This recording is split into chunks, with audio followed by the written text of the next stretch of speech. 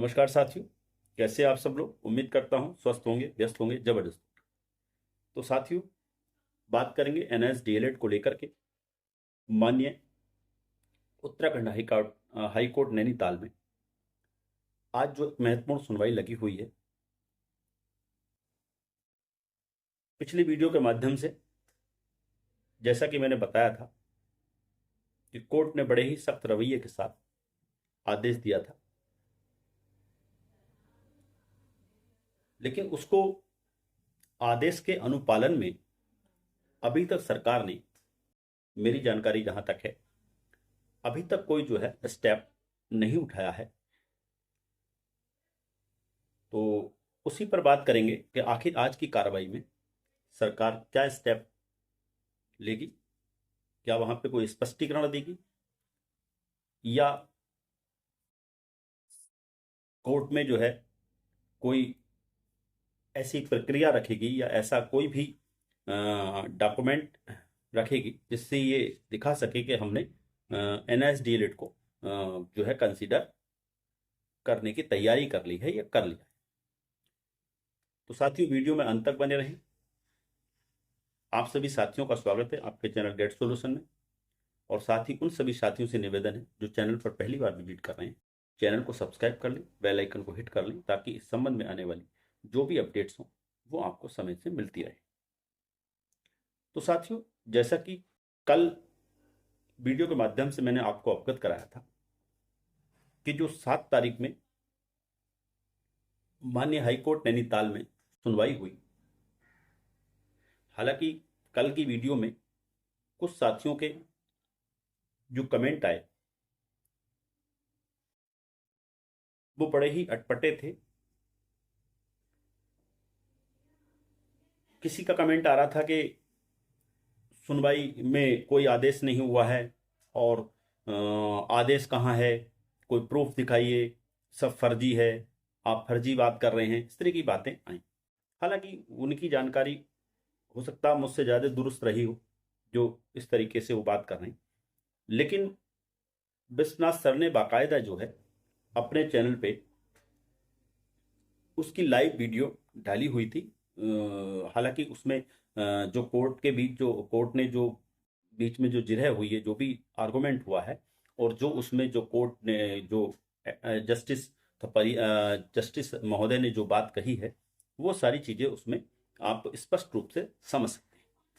तो ये सारी चीज़ें हैं, ऐसा नहीं है कि ये हवा में बोल दिया गया। कोई कह रहा कि क्या आदेश कहाँ है और क्या विश्वनाथ सर का मैसेज ही क्या कोर्ट का ऑर्डर है, इस तरह की बातें की गई।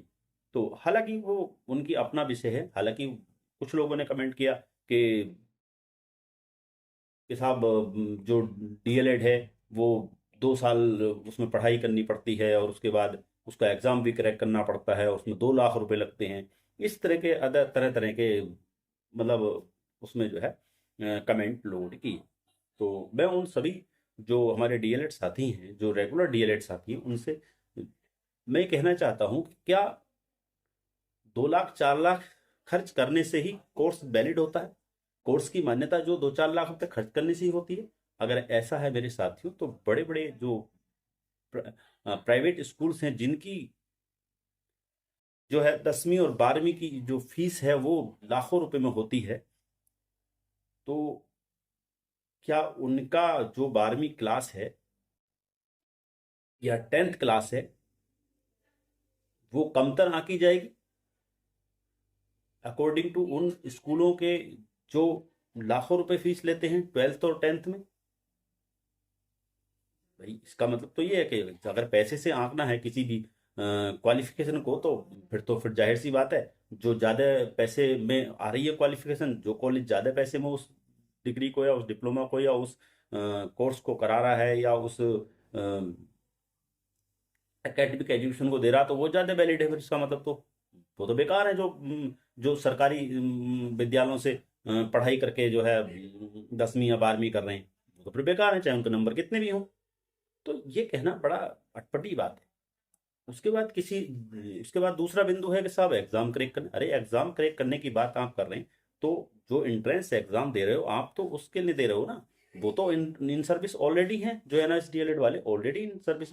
और एग्जाम की हम बात करें तो मेरे साथियों, मैं आपको बता दूं कि 2019 में कोर्स ये डिप्लोमा करने के पास आउट करने के बाद बहुत सारे हमारे साथी ऐसे जो जुलाई 2019 में ही सीटेट क्वालिफाई कर गए।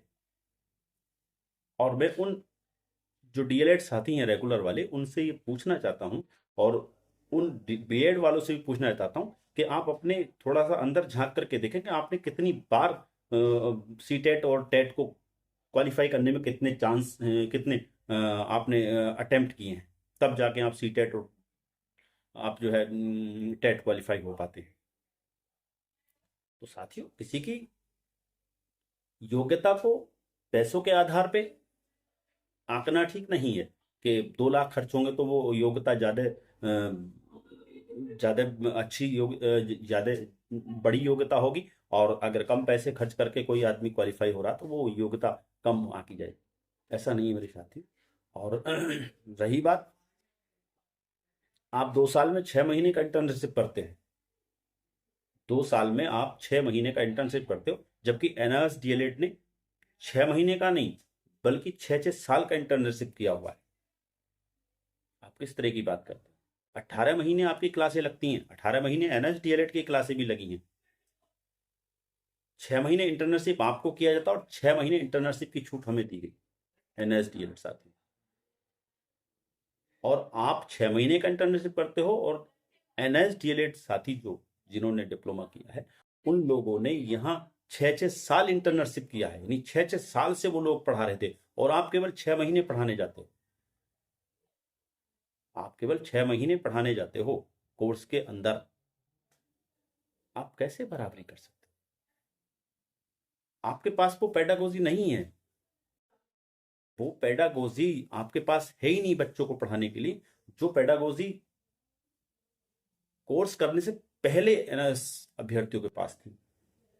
आपके पास तो कोर्स करने के बाद भी नहीं होती है, तभी तो आप सीटेट और टेट क्वालिफाई नहीं कर पाते। हालांकि कोई बात नहीं, आपका अपना विवेक, आपका अपनी समझ है जिस तरह से आप बात कर रहे हैं, कोई बात नहीं। अब बात कर लेते हैं कि जो माननीय नैनीताल हाईकोर्ट में आज सुनवाई होने वाली है, 7 तारीख को बड़ा सख्त निर्देश माननीय कोर्ट ने दिया कि आप 24 घंटे में जो है, जो सर्वोच्च न्यायालय का आदेश है उसको लागू करें, और एनएस डीएलएड के लिए आप जो है भर्ती में उसको कंसीडर, ये दिया गया था। लेकिन बावजूद इसके भी अभी सरकार ने कोई स्टेप नहीं लिया है जहां तक मुझे जानकारी है। तो अब देखते हैं, आज कोर्ट की सुनवाई लगी हुई है 9 तारीख में, और उनसे कोर्ट पूरी तरह जवाब मांगेगा कि हमारे जो हमने 7 तारीख में आपको निर्देशित किया था उसका आपने क्या किया, और उसमें आपने अभी तक क्यों स्टेप नहीं लिया है। या हो सकता है सरकार कोर्ट में ही कोई स्टेप रखे कि हमने स्टेप ले लिया है, या कोई स्पष्टीकरण लेकर जाए। ये सारी चीजें तो अभी कह पाना बड़ा मुश्किल है, और जब कोर्ट में सुनवाई होगी तो वो सारी चीजें देखने को मिलेंगी कि आखिर वहां सरकार आज क्या पक्ष लेकर के जाती है। या तो वो ऐसा कोई